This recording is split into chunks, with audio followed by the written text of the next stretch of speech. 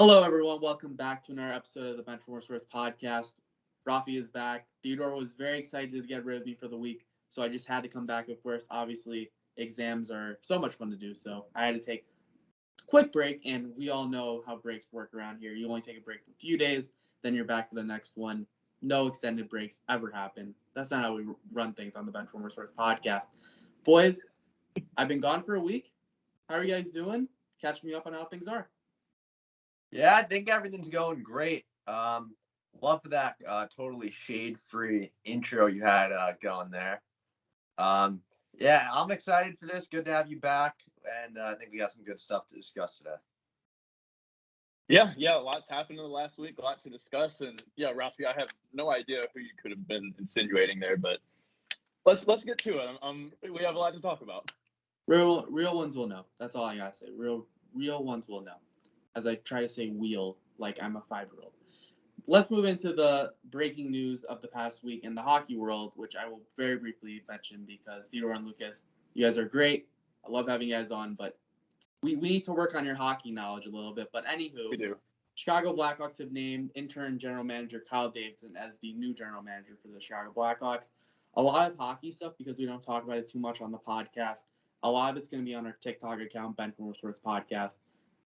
Same name, so just search that up on TikTok, follow us, and I'm sure you'll see a bunch more hockey content if you're interested in hockey stuff.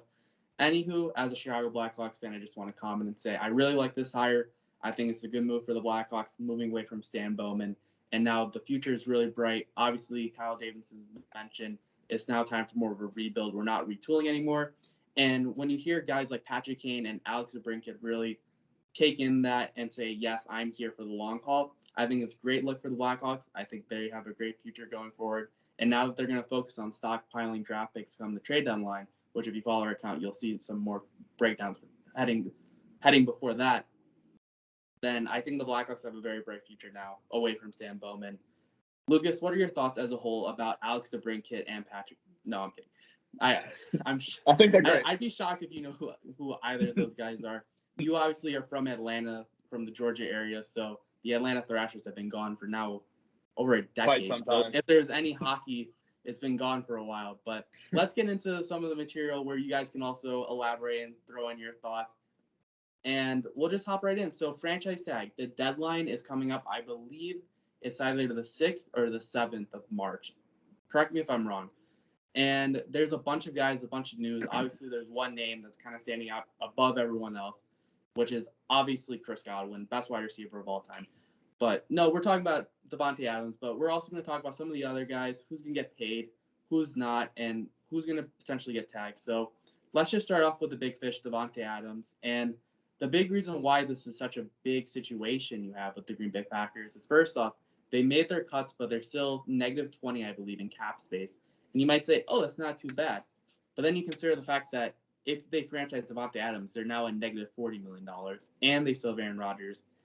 That whole situation. So Aaron Rodgers has also made it clear, too, on top of it, where he is not going to come back if Devontae Adams is not back as well. So, Theodore, do you think the Packers do franchise tag Devontae Adams? We know that he does not. Do you think it's more of a tag and then give him the extension? How do you think that plays out? This is one of the tougher situations to evaluate that we will ever see, or we have seen in a while. It's just like it's so complex. You have the personality flaws in Rodgers. You have the fact that the organization potentially has failed him. You have just some dysfunction, tension everywhere. It's such a tough thing to evaluate. But if I'm the Packers at this point, I'm doing whatever it takes to get Devonta Adams to stay on the team. And you just go from there, because I think it's very possible Rodgers gets traded. I think if I'm the Packers, I'd be looking to trade him after what's happened the last couple seasons. But you cannot, worst case scenario, you cannot let Devonta Adams walk. This guy is incredibly talented.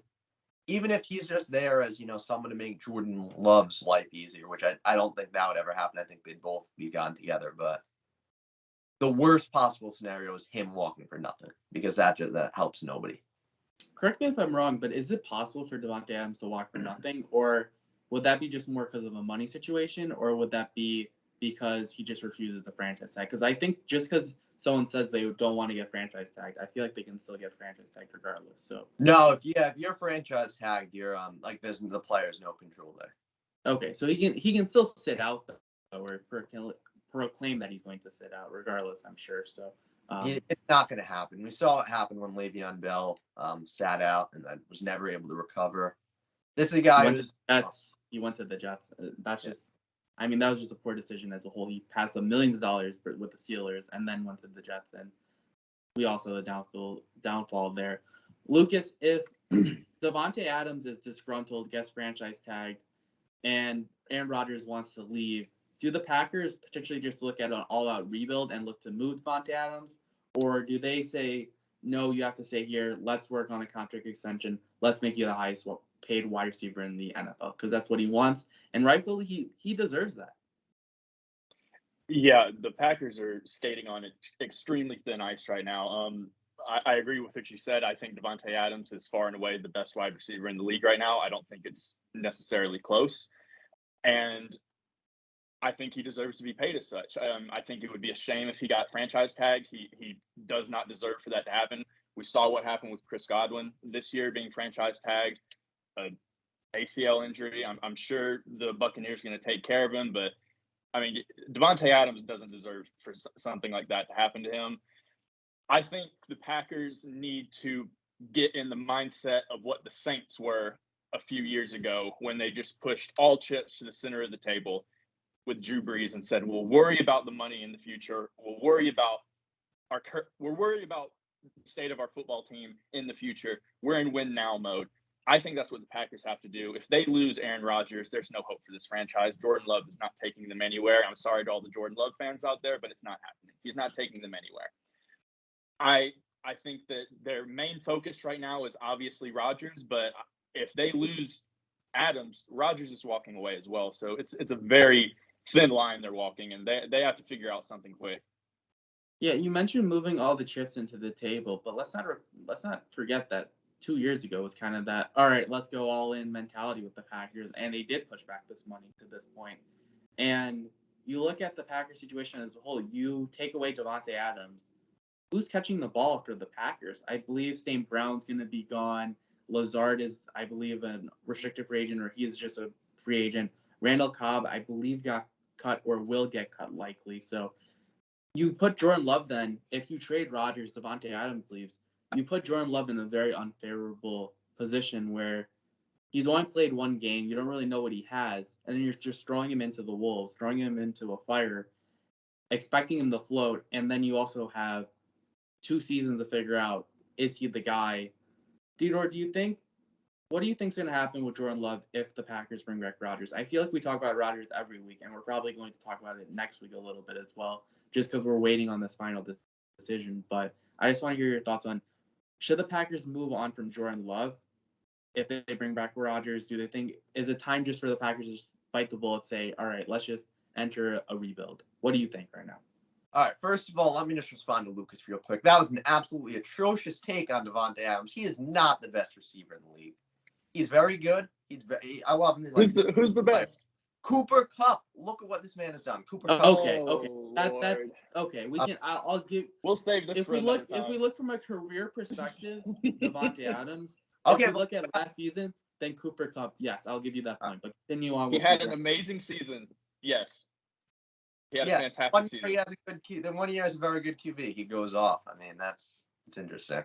All right. Anyway, though, to Jordan Love, if I'm the Packers and I get Aaron Rodgers to commit, I'm trading Jordan Love. And it's not even much of a question for me because, like, maybe I'm totally wrong. Maybe he's like a total prodigy that everyone in the Packers front office loves. But from what I've seen from him, he doesn't look like anything special. And I'm not trying to be harsh on him, but that's just how I personally feel from what I've seen. But if you look at this QB draft class, it is like probably the weakest we're going to have in years. Like, you got Bryce Young, probably Bryce Young and CJ Stroud coming into the draft next season. Like, I'd imagine, those guys will get incredibly hyped up. Like, there are plenty of teams looking for quarterbacks that really don't love any of these guys in the draft.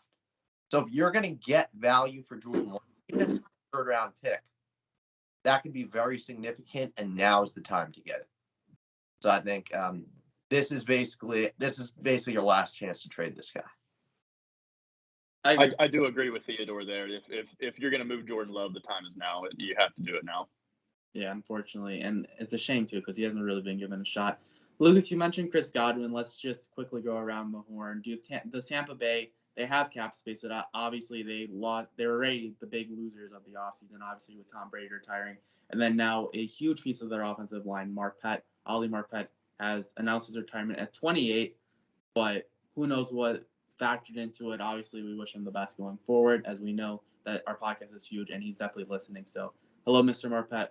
We love you. We know you're a big fan.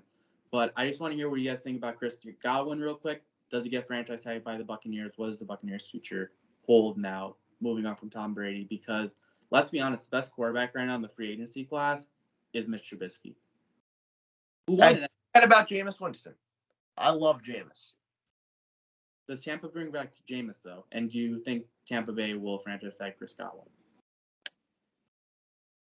Well, there have been rumors circling around that Deshaun Watson might be interested in Tampa Bay, and if they could find a way to make that work, that would be very interesting. I doubt that it's likely, but if I were Tampa Bay, I'd just go ahead and sign Chris Godwin to a deal. And I know that might be scary to some people with him coming off of an ACL injury, but the type of game that he plays isn't necessarily relied on burst and speed. He is a more slot receiver, a possession receiver. He gets the tough yards. He's not afraid to take the hits. And I just think that, I mean, he's a very valuable receiver to have. And I think if Tampa Bay wants any chance of staying relevant now that Brady's gone, they need to keep him around. So, as far as franchise tag, I don't know. They might, but if I were them, I'd just go ahead and give him a deal. Theodore, do you think they give him an extension, or do you think they franchise tag him? Because they have projected on Spot Rack, who I trust a lot with their salary cap stuff. They're projected currently $21 million. So obviously a franchise tag will put them around or just over the amount that they have currently in cap space. So look, from everything I've heard about this guy, he's a great locker room guy. He teammates like him, and I've seen the way he plays. He's complimentary football. He plays great with Mike Evans.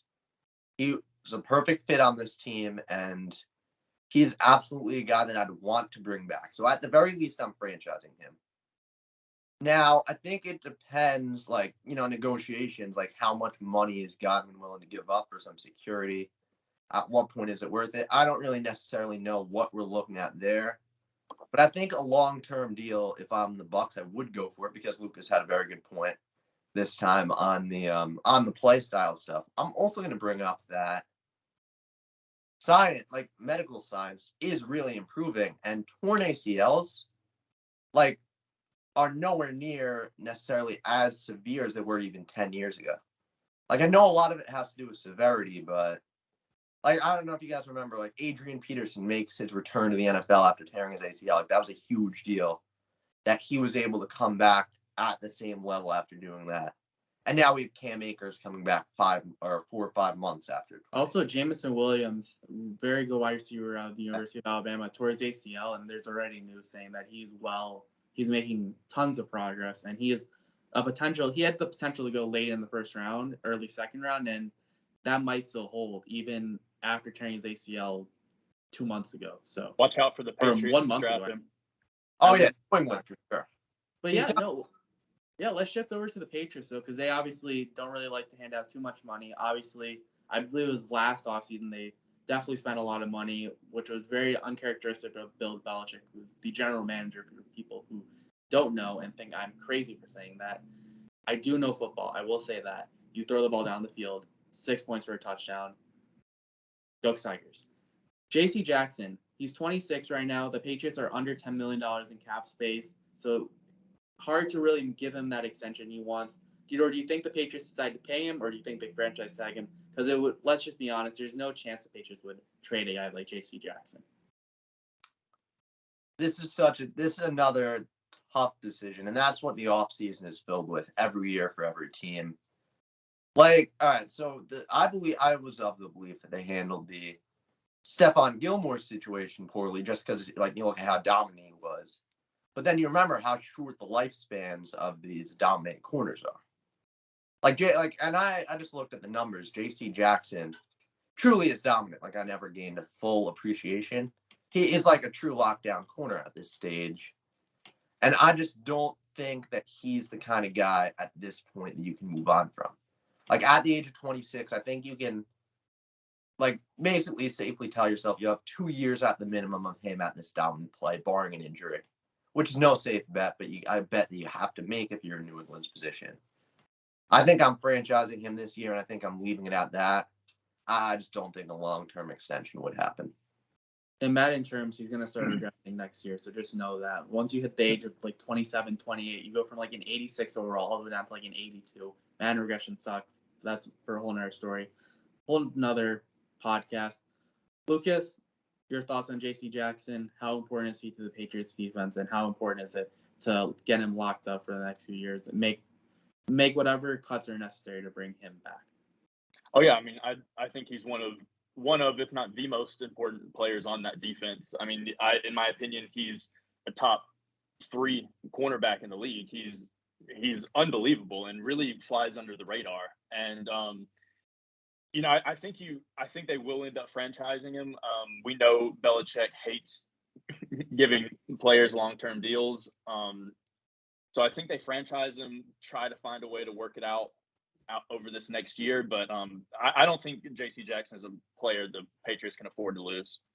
Yeah, maybe Bill Belichick's dog, who is quite the draft expert per se, can also help do a little bit of convincing to get J.C. Jackson locked up on a great deal and manage the salary cap as well, because I'm pretty sure that's probably the assistant general manager at this point. I also want to bring up, before we move on to the final guy, and just for some quick thoughts, because we do have a lot to talk about still, Carlton Davis, also 25 years old, corner for the Tampa Bay Buccaneers. So you have to think about, do the Buccaneers decide to bring back Davis, or do they look to bring back Godwin? We'll continue to talk about that in the future. But my final guy that I'm just going to pitch to you, Theodore, is Marcus Williams of the New Orleans Saints. Obviously, the Saints have been, the salary cap is a construct to them. They don't know what the salary cap is. Jeez. What are your thoughts? Does Marcus Williams walk? Do you think they franchise tag him? What's that outlook look like? And then we're going to get into some more other topics. Yeah, it's Marcus Williams is a guy that I think the Saints have to move on from. They've done an incredible job of manipulating the salary cap thus far, but I think stuff is kind of mounting to a point where they're not necessarily going to be able to navigate stuff. If I'm the Saints, my number one priority is bringing back Jameis Winston. I love this guy. It's so fun to watch. He's loved by teammates. He's everything that I'd want. I think he should be viewed as a franchise QB for this team. So he's my number one priority. And look, I'm not some kind of like salary genius. I'll play in those like, GM simulator games and stuff, but that's like I don't know anyone who does that with hockey. Could not tell you anyone. I'm always doing my schoolwork during my classes. No, I am, but I also, yeah. Thank you, Cap Friendly. Shout out to Cap Friendly. Amazing hockey website. But continue on with your point. Yeah.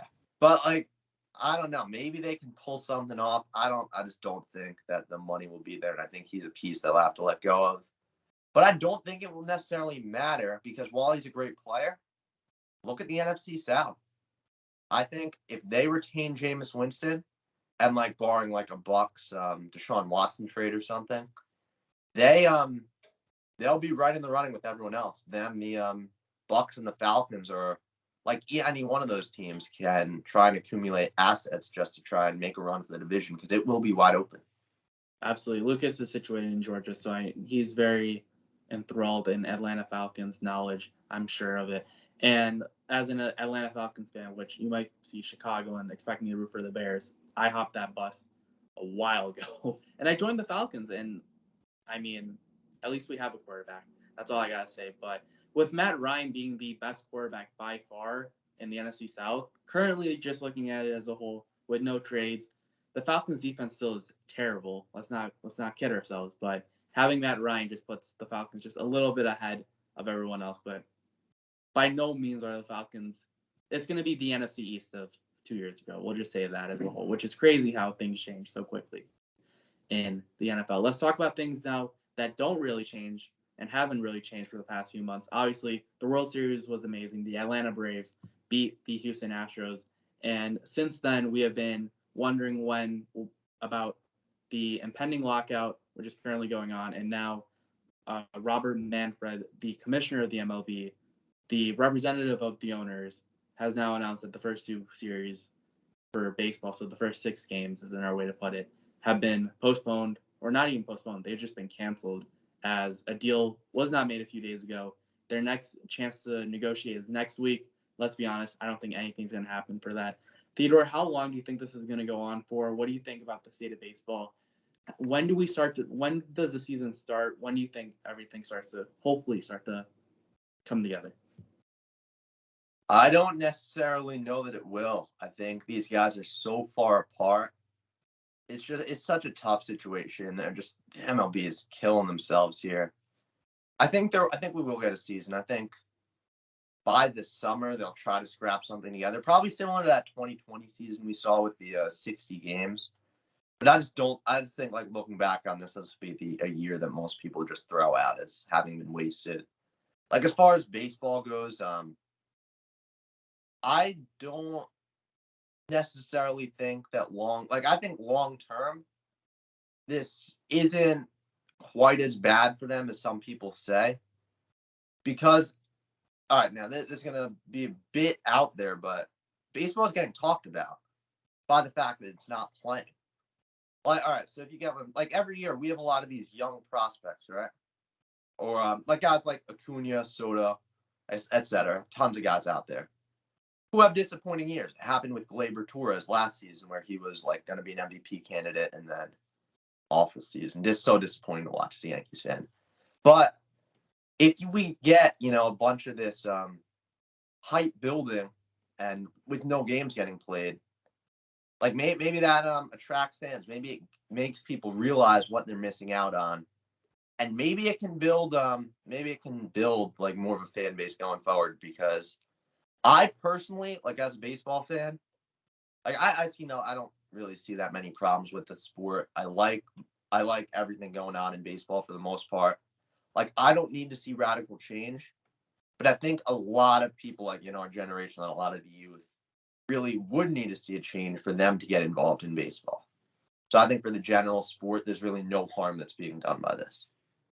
I think that whole point that you're trying to make earlier kind of gets defeated when we think about the past few years. It's been like things have been very tense as a whole between the Players Association and the owners, and this is kind of the melting pot exploding or just filling over.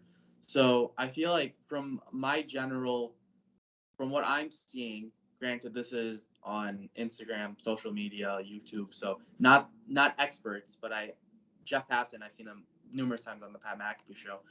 This can really hurt baseball as a whole. I think this is definitely not a good thing for baseball, because how are you going to sell it when you're saying, oh, look, we're both fighting still. This is going to happen in a few years still.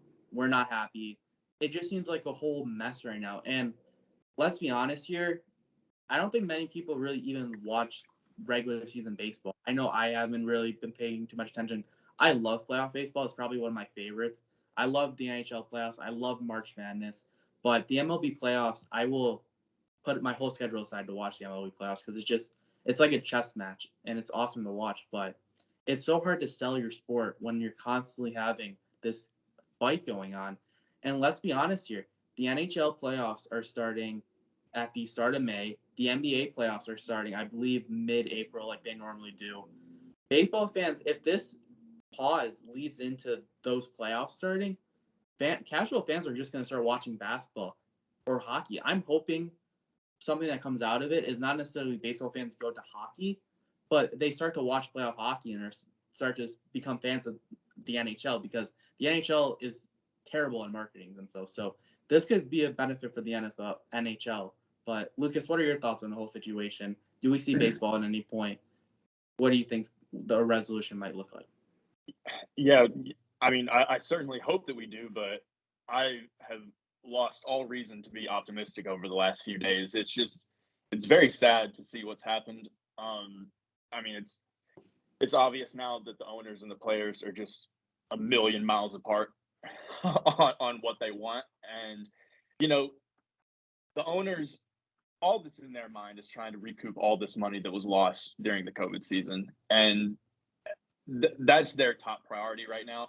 But they're also, they're not happy with how the last two uh, bargaining agreements went down. If I'm Well, ever correct, since the 90s, it's been like, again, like it's like a melting pot that's slowly just like, yeah, it's taken a while, but continue on with what you're saying. yeah, and it's obviously just on the other side, it's clear that the players have just had enough and believe that they are being severely underpaid. And I mean, there's obviously other factors as well, but I agree with what you were saying. I'm scared that baseball is teetering on the brink of irrelevancy at this point. If it does get pushed back into the summer, which looks very likely now, it's like you said, it's going to run into the playoffs. It's going to run into hockey. It's going to run into, and then, but also people by this point will be so excited with college football getting close to starting up, training camp in the NFL. Exactly. Like there's going to be so many talking points. Players are going to be moved around in football. There's going to be a lot to talk about. I'm scared that baseball is just going to be kind of tucked away into the corner and forgotten about. I mean, they've got to figure out something and do it fast because, I mean, there's so many great players in this league that need to be showcased and highlighted. And I mean, their talent is just being wasted with them just sitting at home, not being able to participate in the sport. And it's really sad to see. And I'm hoping they come to some agreement soon, but I mean, there's no reason to believe that that's going to happen. Absolutely. It just seems like the two sides are just at standstills right now, just playing a game of chicken and just waiting for one to flinch. And, All right. Yeah. Let me jump back in here real quick because I did a for sure articulating myself that last time, but I think the general point that I was trying to make, and you guys kind of like hinted at what I was saying without getting quite to my point. Baseball does have such a good space, right? Like they have so much going for them. Like if you think about it, the Yankees and the Dodgers, two of the premier franchises, both contending, right? Mm-hmm. Meanwhile, the Angels, another LA team, even though they're a little forgotten sometimes, have arguably they have probably the best player in the league in Mike Trout and Ohtani, who is probably the most entertaining player to watch, I'd argue, with what he does, and brings in a huge Japanese market. The other New York team, the Mets, are contending with an owner who's trying to buy a championship, really. And then you just have all these solid young players, very good young players, sprinkled around the league. So really, the MLB should be able to sell all this. Like, hypothetically, they should have been selling this in the past and just hasn't been working. So what my point is, the fact that, like, this is a change. This is a change for the MLB. You know how they say, like, when it's not broken, don't fix it? Well, it is broken right now, and maybe, just maybe, this could fix it. See, but then again, for every New York Yankees and Dodgers and Mets, you have the Tampa Bay Rays, you have the Florida Marlins, you have teams like that are, per se, poverty franchises, a way to put it, kind of labeling stuff as we evolve as society with our words. They're poverty franchises, and the Oakland A's situation, so we don't know what's going on there. I haven't heard any news about that. I don't know if they're leaving, but we still have to wait and see about the Oakland A's as well. So you definitely bring up, there's definitely some markets that can really sell tickets and get people. You have those big cities, but you're missing out on the state of Florida right now. Arizona, the Diamondbacks are absolute hot trash. Seattle's been iffy. I don't think they have too much of a thing. Seattle Kraken, new NHL team. You're going to get more hockey fans. We'll see what happens in the future, but right now the hype is a new hockey team. Maybe the Supersonics come back potentially. I have no clue. That's just random speculation.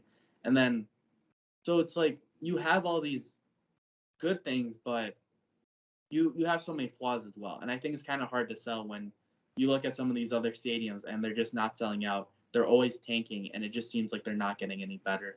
But there's so much that's going to come of it. We're going to keep talking about it over the coming weeks. I do want to, before we wrap up the podcast for today, I do want to talk about Kyler Murray real quick. Just hear everyone's thoughts go around the table very briefly. one thing I will say at the start before I kind of wrap things up at the end is Kyler Murray needs a PR guy. He should fire his agent. And anyone who read that whole letter, I applaud you because I could not. And someone should have told, if Kyler Murray was reading that, he should have been like, you forgot to turn off caps lock.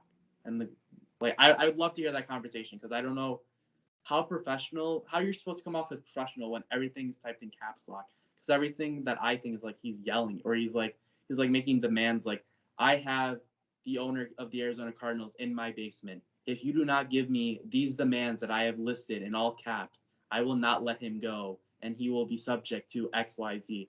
So I found it pretty hilarious. I thought their overall goal came up a little short with what they're looking to do. Obviously, a joke for those who are oblivious, but real quick, I want to go around the table before we wrap up. Theodore, we'll start with you. Your thoughts on the Kyler Murray situation. And first of all, I think we can all just realize that Kanye West is basically has basically just inspired this whole generation, with the caps lock thing. Yep.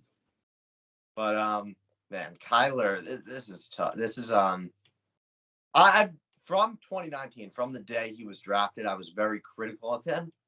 I honestly don't know why. I don't know why I decided at first I thought it wasn't going to work out, but I did, and I've stuck with that ever since. And it's I've kind of been proven right lately, just because I don't think he's a Super Bowl winning QB. I don't think you're going to win with him. I think you'll get some fun football. I think you'll get some good plays, but you're not going to win a Super Bowl with him. And I think that's very clear at this point. Now, if I'm Kyler, I think I think Kyler Murray is absolutely doing the right thing here because the players have so much leverage. He's gonna get himself the contract. I'd be willing to bet on it at this point because what else is Arizona gonna do? Where are they gonna find this QB? Is it gonna be Deshaun Watson? Are they gonna swap players? I don't know where else they'd go if it's not Kyler Murray.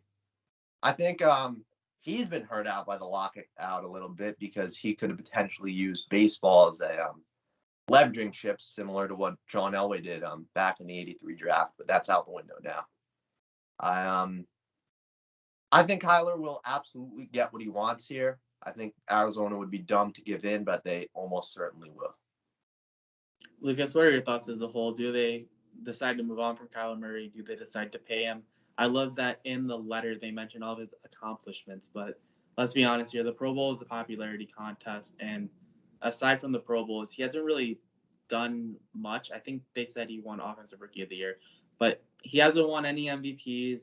People point to, look at Patrick Mahomes, look at Josh Allen, look how they got paid. Patrick Mahomes won a Super Bowl and made a Super Bowl, I think the year after he got paid, or it was the year around that time. Josh Allen took the Bills winning their first few playoff games in who knows how long, probably I believe it was 2-3 decades. They're on the up and up. Joe Burrow for taking the Bengals to the Super Bowl, putting the offensive line on his back, he's gonna get paid. Kyler Murray doesn't really have a reason to earn that big payday. Where do you expect him to kind of get paid, and your overall thoughts on the Kyler Murray situation? I've got to be honest. I'm kind of on the other side of this than you guys.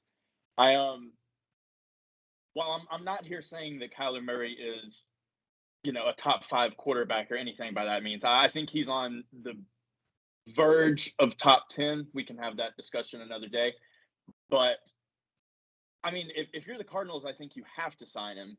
There's no better option out there. I mean, obviously, yes, if we're talking about an Aaron Rodgers, but that's not happening. I do hear Josh Rosen is available. I don't want to hear Josh Rosen's name again on this podcast. You've brought him up many times. What is going on here? But anyways, my biggest thing with all this is we hear all these reports coming out from inside the Cardinals that that Murray is such a bad teammate, that he's selfish, stuck up, is stuck in his Oklahoma days. My biggest question is, where were all these reports and problems with Kyler before they got beat in the playoffs? That's kind of where was this situation? Yeah, where was this talk? To run over you right now? Yeah, the Aaron. Let's not forget. I forgot who it was, but last year an ex-Packer was talking about how bad of a person Aaron Rodgers was. I forgot who it was. I think it was Greg Jennings. It may have been someone else. But they're talking about like, oh, Rodgers is a terrible teammate. Oh, he's done this, he's done that. So, but continue on with your point. I just wanted. Yeah, I'm wondering where everyone was out calling him a bad teammate when they were 7-0, or when they were, even going into the playoffs. I never heard that. So I'm curious about that. I'm also more curious about how Cliff Kingsbury gets an extension before Kyler Murray does. Yeah. I don't how because they brought. I don't know Cliff how they Kingsbury did not deserve that by any stretch of the imagination. He is horrible at managing the clock near the end of games. And the only thing he has ever accomplished and has on his back is that he taught or brought up Patrick Mahomes, which, let's be honest, he really didn't do anything. He just was lucky enough for Patrick to land in his lap and still did nothing with him at Texas Tech. So I think they made their first mistake by extending Kingsbury. He did not deserve it. I know that him and Kyler seem to be joined at the hip since they brought them in the same year. But, I mean, if you've extended him, you have to extend Kyler now. But Cliff Kingsbury did not deserve that. Absolutely. Theodore, any thoughts on that extension before we wrap up? And any? No, I think Lucas hit it on the head there. I think the fact that they went for Kingsbury means they're now kind of forced to go for Kyler. That's why I'm so confident that he will get the money that he wants. And I think it will doom Arizona to a good 5 to 6 years of not mediocrity. I think they'll be solid, but I just can't see him going anywhere really in this NFC West. The problem is too, is in the grand scheme of things, I feel like I said grand scheme of things like a billion times on this podcast. But regardless, I'll find a new fun phrase to say 40 times for next week's podcast. You'll just see probably madness or something for March Madness. But anywho. You look at AJ Green, he's old, he's gone. Larry Fitzgerald obviously wasn't with the team this year. I don't think he's officially retired yet. I'm still hoping that he decides to come back for one final year. I wish it was last year. Chandler Jones, we don't know if he's going to stick around. He's a free agent, I believe. He's 32, 33. JJ Watt obviously has another year, I believe, on his contract. He's 34, I believe. He's getting up there in age. He's getting older. So it's going to just be – I feel like the Cardinals are going to enter where the Seahawks are right now, without the Super Bowls and without the Legion of Doom, where you had all these old guys, now they're all gone, and now you have a scrambling quarterback running around for his life and running in circles for 60 minutes of every game. So we'll have to see what happens with Kyler Murray. Obviously, the Cardinals are better off bringing him back, but it all seems like the Cardinals are in this perpetual state where every 5 years they have one really good year, and then they're like, okay, we had our one good year. Now we can just be mediocre for the next 4. So we'll have to see what happens. But obviously, there's a lot coming up over the next few weeks, and we'll be sure to break it down. And that's kind of a wrap so far for this episode of the Benchwarmer Sports Podcast. We hope you guys enjoyed. Next week, I'm very excited because it will be conference tournament week. So we will definitely be doing a lot of March Madness stuff, a lot of March Madness brackets. Be sure to follow us. I will be making a bracket for every person who follows our TikTok account at Benchwarmer Sports Podcast. We currently have 2 followers. I'd like to make more than 2 brackets. I will make 2 brackets regardless, and probably 25 brackets. I love brackets so much that I will do that. I will probably release a bracketology on TikTok over the next few days because I have a ton of free time. So be sure to follow that for more updates. Be sure to like, subscribe on YouTube. I believe we're trying to get stuff up on YouTube. We'll have to see, but if you're listening on Spotify, give us a good rating, subscribe, follow us, and that's a wrap for this episode. Once again, I'm Rob Serafin for Theodore and Lucas. That's a wrap. Thank you for listening.